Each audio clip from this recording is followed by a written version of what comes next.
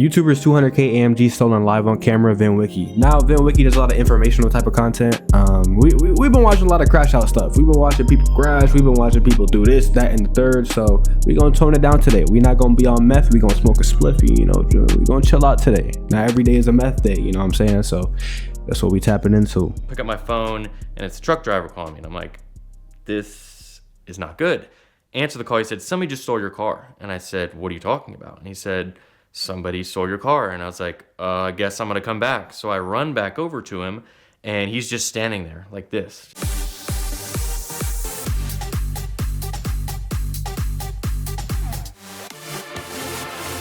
Yo, Vin stuff always popped up on my feed, but I never watched it. This is another first time watching for me.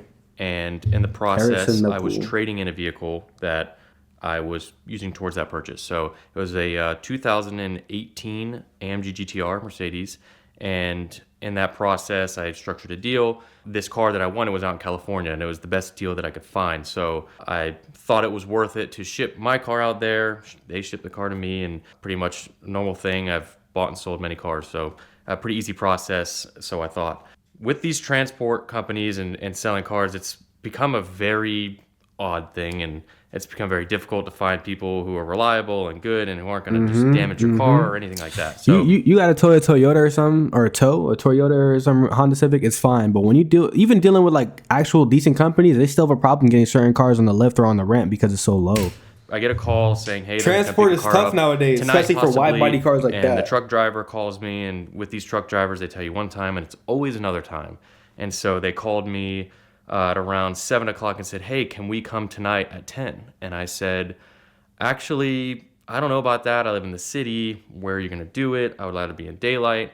And this driver insisted that I have the car picked up tonight. He said, let's just do it tonight. Let's get it over with. I have another job to be at in the morning. So with that, I decided, you know what, that's fine. I'm going to go tell him where to go, where to park, and kind of go from there. So truck driver decides to call me saying he's there, and I tell him where to park his truck, and he decides that that's not an optimal location for him. He'd rather be somewhere else. So he pulls around to another street, which is a very popular road here in Atlanta. It's called Far Road. And he says, I'll do it here. He pulls into the median. And so it's 3 lanes, a median where you can turn, and then lanes going each way.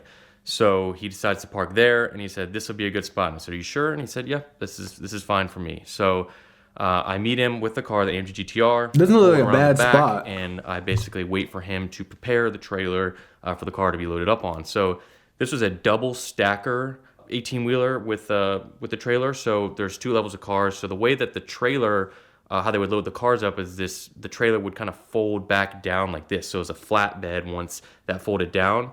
So we folded that down, and I pulled the car up behind it. And as you do with any of these kind of transactions and with transporting cars, is he goes and he takes a bunch of photos of the car, checks out and makes sure there's no damage, and whatever damage there is, he won't be held accountable for. So he goes around, takes all these photos of the car and make sure it's all good. I signed off on it, so you have to sign off on it saying, you know, now releasing liability to him. Whatever happens to the car now is his responsibility. So I sign away liability for the car, and I decide to walk home because I lived in a condo at the time. So I start walking home. And as I'm walking home, I walk into this convenience store, I grab a Gatorade, and I'm walking home, and I hear rip by. And so this AMG GTR had downpipes and tune. It was like 800 horsepower. It was crazy, sounded amazing. And I was like, that sounds amazing, and that sounds like my car. So I'm like, did he just take my car on a joyride, or is it just in the city? There is a lot of AMGs, so it could have been any AMG. Matt, bro, it's a blacked out AMG with downpipes and tune. That's your car, brother. Like, I don't. So hold on, let me go back. He said he signed off liability. Like, why didn't he just take the car off? Is he goes and he takes a bunch of photos of the car, checks out and makes sure there's no damage, and whatever damage there is, he won't be held accountable for. So he goes around, takes all these photos of the car and make sure it's all good. I signed off on it, so you have to sign off on it saying, you know, now releasing liability to him. Whatever happens to the car now is his responsibility. So I sign away liability for the car, and okay, I'm stupid. I thought he was receiving the car. He's he's transporting the car. Wow. So I mean, if he signed off on it and said all the liabilities, off him or on him? Signed off on it, so you have to sign off on it saying, you know, now releasing liability to him. Whatever happens to the car now is his responsibility. So I sign away.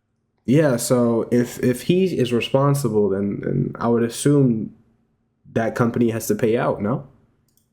Sounds like my car. So I'm like, did he just take my car on a joyride, or is it just in the city? There is a lot of AMGs, so it could have been any AMG.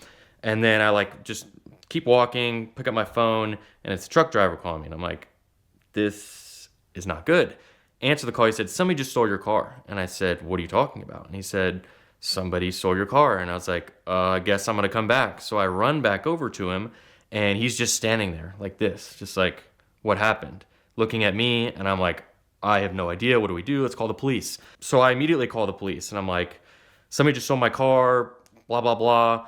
Can you come help? And so we get that process started, and then we start trying to talk and figure out what's happening. Was the car running? What had happened? He said, so I got in the car, I pulled it up onto the back, onto the trailer, and then I got out, I left the keys in it, left it running, and I went to the front of my truck to go check on something. And I was like, well, that's a bad idea in general, just to do that. Bro, and so in fucking ATL, like of all places. So, I mean, I'm assuming at this point that the truck driver is liable. So is in the city of Atlanta. There is a lot of crime that goes on in the city, and the police are well aware of it. Somebody's, in my head, saw an opportunity to see a running car, a nice car, and hop in it, backed out, ripped, and gone. And so that was where the car got stolen. And so that's kind of what we started to piece together what happened. And so in this process, I'm trying to figure out what's going on, because the truck driver is like, I called my boss, I need to go. I need to go take this trailer somewhere else because I don't want these people to come back and steal another car. And I was like, you can't leave. Like, this is a crime, scene of a crime. Like, the police are coming. What if you come? And he's like, I have to leave. I have to leave. And so that was a little suspicious to me. And so he gets in his car and he drives. And I'm like, where are you going? He's like, I'll call you. And so he's like, I found a parking lot 30 minutes away, and I'm going to park the cars there, and I'm going to Uber back to you. That what? sounds like a setup. Like, this. What? You let my car on the ramp and let it get stolen? I'm gonna call you 30 minutes, bro. I'm not gonna lie. I might have to catch the battery or whatever charge. Or you not leaving, my boy. My 800 horsepower downpipe and tune GTR just got stolen, bro. I wouldn't even have let him leave the scene, bro. I don't care. I'm taking his truck keys. Sounds anything. like this was completely set up. And so I sit there. It's 10 o'clock when I call the police. I'm sitting there waiting. Cops' cars keep driving by. I try to flag them down. Nothing. Waiting. 2 a.m. The cops finally come. I waited there 4 hours outside. It was raining and it was 30 degrees out. In the rain, waiting for these police. It was insane. And I was getting sketched out. Cause like, what if these guys come back again, like the other guy said? So the truck driver Ubers back and he meets me. And so he gets there truck driver after the police arrive. So after, it was about 4 hours later, he showed back up. Oh my God. He shows up. We give the statements to the police, and I made sure that I was there because I saw myself as not responsible because I signed the car away. I was done with the car. He's not responsible. So that's how I saw my eyes. So you would think that I could just be done and go home. But I didn't want the truck driver to come back and say, hey, this is his fault. He left the car, whatever. The policeman got there and took statements, and the truck driver gave the statement that he signed liability away, not his responsibility anymore. So I thought that was nice that I covered my bases on that. And the craziness in happening in this is that I am now thinking that I have to call this dealership and tell them that the car that they're getting on trade is now stolen. So I call them while I'm waiting for the police, no answer. And I'm like, great, this guy's gonna wake up to now seeing that a car was stolen and this whole deal, because my new car that was on the way, my Huracan Performante, was already on the way. They had already sent it on the way because they didn't really know me, but they had just started the process. And so I go to sleep stressed out. I was so stressed out because I was like, I don't know what this is gonna mean. That's not play business decisions, bro. This is hundreds of thousands of dollars speaking, bro. We're supposed to be delivered the next day. This $250,000, half a mil. So I wake up, the guy calls me and goes, what happened? I explain the entire situation to him. He's like, all right, did you have a tracker on your car? Like, do you have the Mercedes app to track it? And I was like, I only had that car for like 3 months, so I didn't have anything set up. I was like, no, I don't have that. And so he starts trying to figure out, what do we do now? Weirdly enough, something that happened at night that I got the next morning in this process was I was texting one of my good friends about what happened because he's into cars and all that. And he's like, wait, that happened last night? And I was like, yeah. And he's like, he knows somebody that runs ATL Scoop. And somebody was sitting on their balcony on their condo and recorded it getting stolen.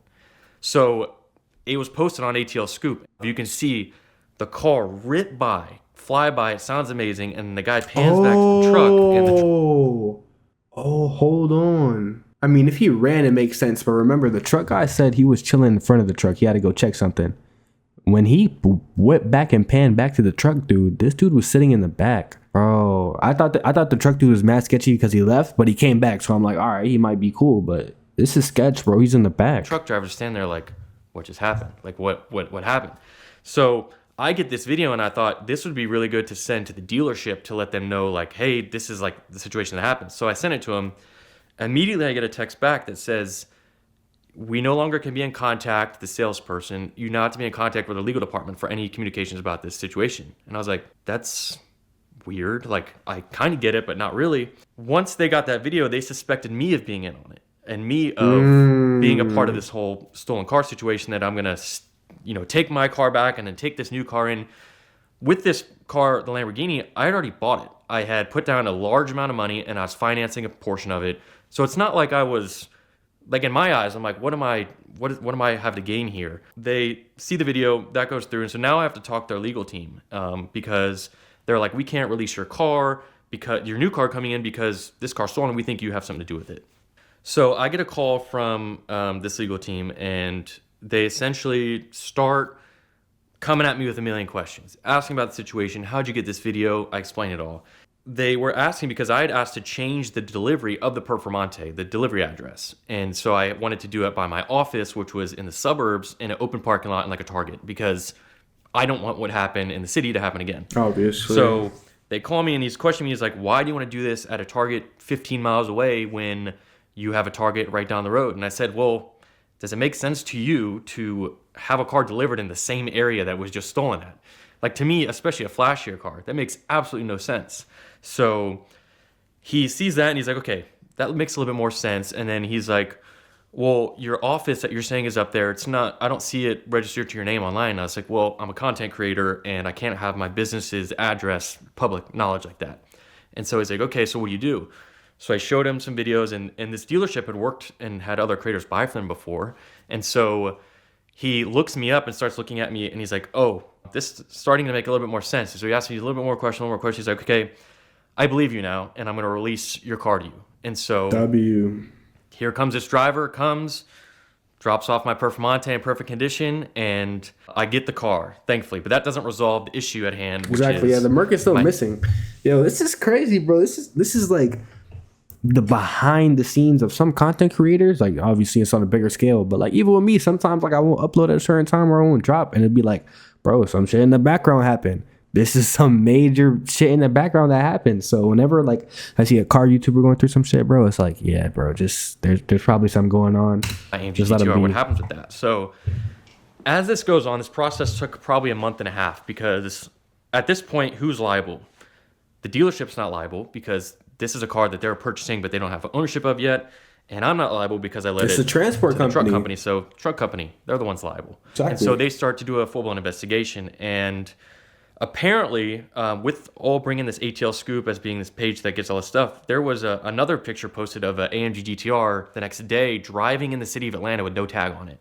Because that was another aspect of this, is what they're asking is like, what's the license plate? And I said, there was none because I sold it. I didn't let them take the tag. So apparently somebody saw this car driving in the city of Atlanta next day, joyriding, which is crazy.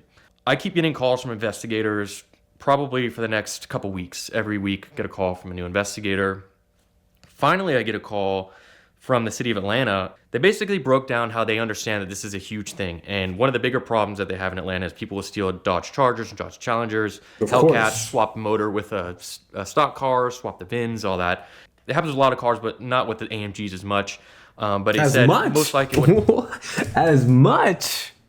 Brother, this happened with I thought Atlanta was just, you can't drive an SRT or a Mopar, you know what I'm saying? No Mopar, no Corvette, no nothing, you know what I'm saying? That's what I thought it was. But you said not as much with the AMGs? Y'all niggas out there stealing AMGs too? Y'all ATL niggas got it, man. And y'all skinny jeans, man. What happened that we think we have a tip on your car, and we think that we know where it is, but we just want to ask you a few more questions about it. What happens next is I get a call from the dealership a couple days later saying, hey, we're going to receive your car, the AMG, off of the truck this afternoon. Ask me a few questions. And I was like, so they found it. And they're like, we don't know how, but they got the car back in one piece, and it was delivered to the dealership safe and sound. The second that it got delivered, I never heard one word from that dealership ever again, except they asked if I wanted to buy another car a couple months later. But after that, about that whole situation, I never heard what happened to the car, what condition it was in, and where it went. And so I have no idea where that is. So the dealer just got the whip? Boss man said, all right, you got a Lambo, but I need my whip. Boss man of the dealer said, fuck it. Hey, boss man of the dealership said, fuck it, I'm gonna go and go undercover. Yeah, I ain't gonna lie. That nigga probably called a couple people, yo, where's this whip at? He probably called the mafia on them niggas and got the whip. Is now, and it is scot-free in my hands, and I no longer have to deal with the investigators of the Atlanta Police Department. That's that blood money. I fuck with the boss of that dealership. Today's video is brought to you by... This is a cool vid though. It's a cool vid. See, this is some calm shit. This is some calm shit that we could watch. But getting your AMG stolen like that, imagine had it been stolen before he signed those liability papers, then that shit would have been screwed. Bro got lucky as fuck. He got his performante. Dealer got their car. Bro, that's probably the best ending to something like that. That was a crazy ass story.